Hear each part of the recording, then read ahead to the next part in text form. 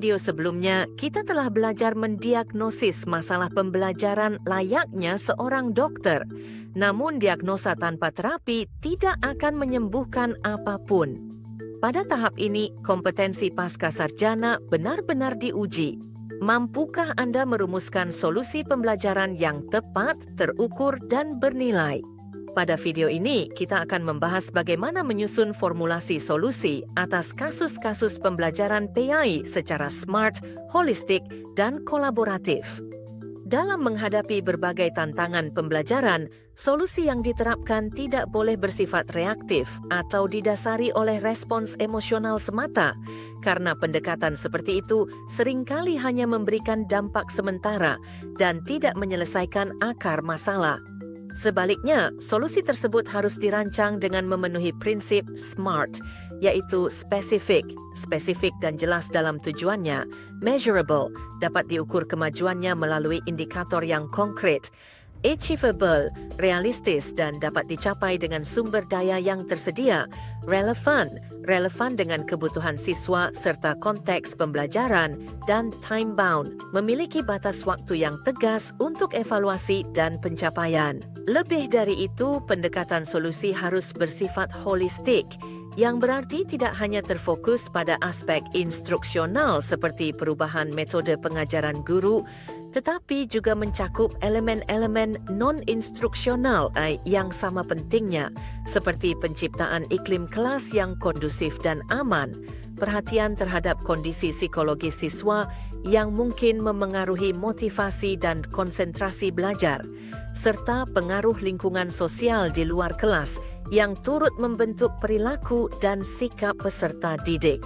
Dengan begitu, guru PAI profesional tidak hanya mengganti metode pengajaran secara parsial, tapi berkomitmen memperbaiki ekosistem belajar secara menyeluruh, sehingga pendidikan menjadi lebih efektif, bermakna, dan berkelanjutan bagi semua pihak.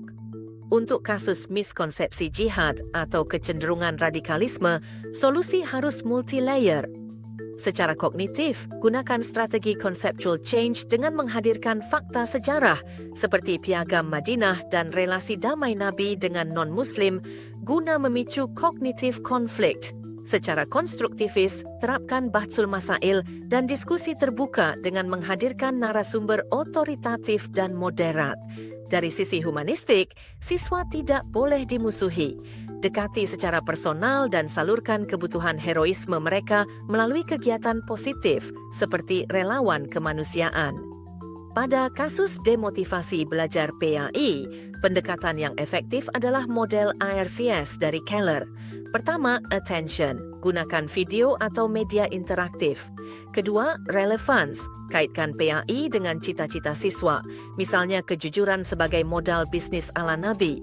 Ketiga, confidence. Beri tugas yang realistis agar siswa merasakan success experience. Keempat, satisfaction. Berikan pujian atau apresiasi yang wajar.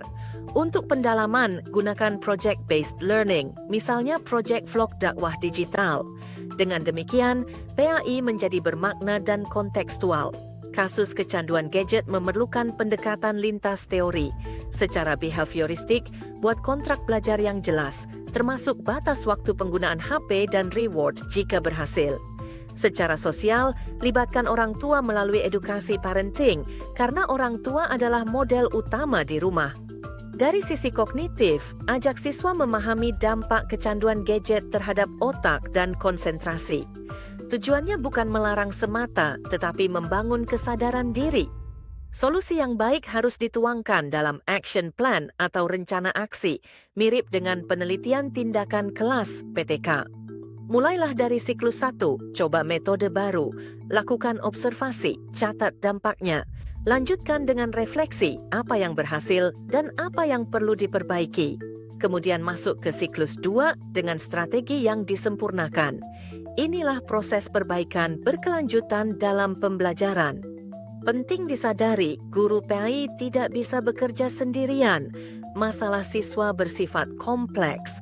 Karena itu, diperlukan kolaborasi dengan guru BK untuk aspek psikologis, dengan orang tua untuk masalah keluarga, dan dengan tenaga medis jika ada indikasi gangguan kesehatan seperti ADHD. Kolaborasi ini bukan tanda kelemahan guru, tetapi ciri profesionalisme. Perhatikan solusi untuk kasus Ali, siswa hiperaktif. Dalam jangka pendek, guru mengatur ulang tempat duduk dan memberi tugas fisik untuk menyalurkan energi. Hukuman berdiri dihentikan. Dalam jangka panjang, dilakukan konsultasi psikolog, diterapkan token ekonomi, dan pendekatan personal. Guru menemukan bahwa Ali memiliki bakat menggambar. Hasilnya, Ali merasa diterima, agresivitas menurun, dan energinya tersalurkan secara positif. Sebagai penutup, renungkan pertanyaan ini. Dari kasus pembelajaran yang pernah Anda temui, solusi mana yang paling realistis untuk Anda terapkan dalam 1 bulan ke depan? Apakah solusi tersebut sudah smart dan kolaboratif? Ingat, guru PAI profesional bukan yang paling banyak menghafal teori, tetapi yang paling mampu mengubah masalah menjadi peluang perbaikan pembelajaran.